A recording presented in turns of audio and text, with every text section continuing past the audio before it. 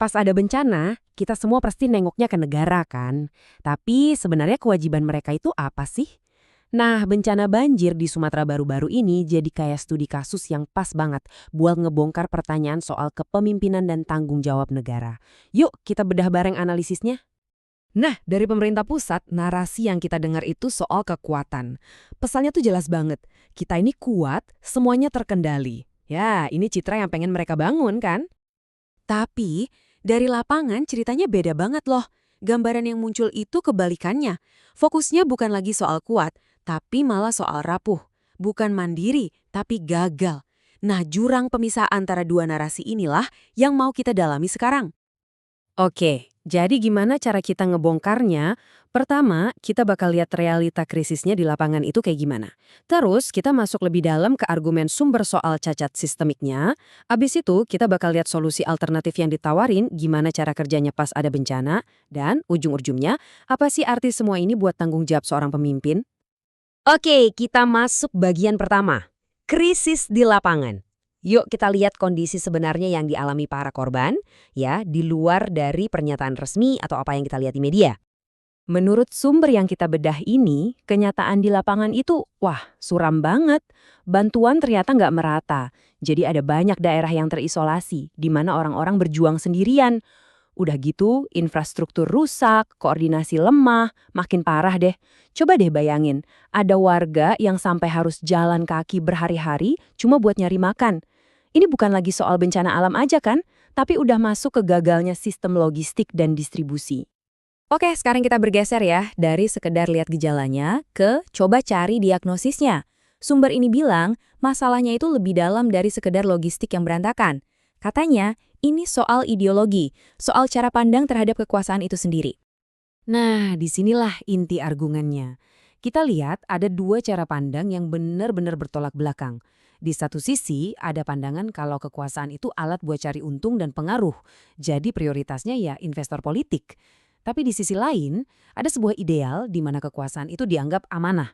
Sebuah kepercayaan suci yang prioritas utamanya adalah kesejahteraan rakyat di atas segalanya. Dan menurut sumber ini, inilah kunci kenapa bencana kayak gini bisa terus berulang.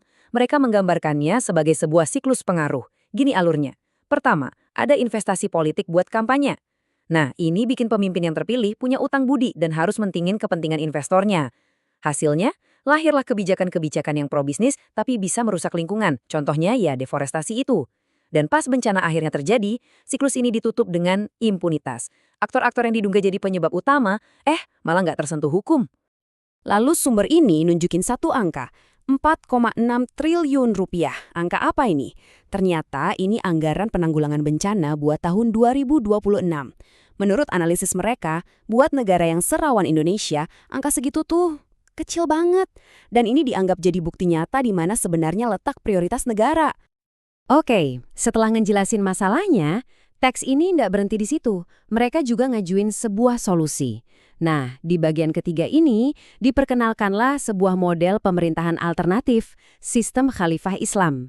Ini disajiin bukan cuma sebagai perbaikan kecil-kecilan, tapi sebagai perubahan total cara pandang. Jadi, jantung dari model ini adalah sebuah prinsip yang namanya ri'ayah syu'un al-ummah. Artinya simple aja, mengurus urusan rakyat. Jadi menurut pandangan ini, tugas negara itu bukan cuma administrasi biasa, tapi benar-benar jadi penjaga dan pemegang amanah penuh buat rakyatnya, yang dasarnya adalah aturan syariah.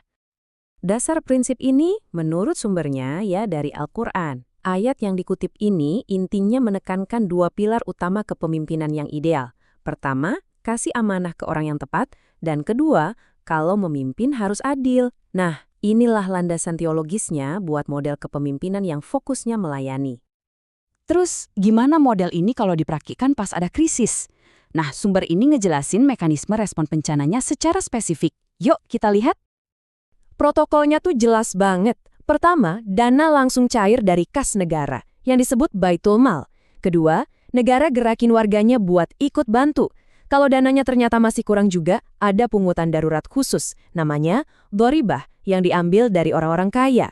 Tujuannya cuma satu, bantuan harus penuh sampai semua kebutuhan dasar korban terpenuhi. Titik. Nah, ide buat gerakin masyarakat ini dasarnya dari ajaran soal solidaritas. Hadis ini dipakai buat ngegambarin gimana masyarakat itu seharusnya. Kayak satu bangunan yang kokoh, di mana tiap bagiannya saling nguatin satu sama lain. Apalagi pas lagi susah. Nah, dalam model ini, negara itu perannya kayak arsitek yang ngatur semua kekuatan bareng-bareng ini. Oke, kita sampai di bagian terakhir nih, yang ngebahas soal inti kepemimpinan menurut sumber ini. Pandangannya simpel tapi dalam. Jadi pemimpin itu bukan hak istimewa, tapi tugas yang super berat. Hadis ini benar-benar jadi penegasan akhirnya.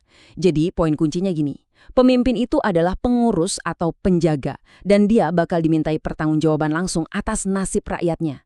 Ini ngomongin soal akuntabilitas tingkat tinggi lah, baik di dunia maupun di akhirat menurut keyakinan ini.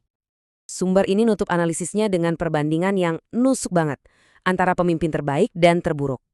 Ukurannya bukan lagi soal kebijakan atau ekonomi, tapi soal hubungan timbal balik sama rakyatnya. Hubungannya didasari cinta dan doa, atau malah benci dan kutukan. Wah, ini cara yang kuat banget buat nangkep inti dari kepemimpinan kan? Jadi, dari semua pembahasan ini, kita dihadapkan pada dua model kepemimpinan yang beda banget. Dan ini ninggalin kita semua dengan satu pertanyaan mendasar buat direnungkan. Sebenarnya apa sih artinya sebuah negara itu benar-benar melindungi rakyatnya?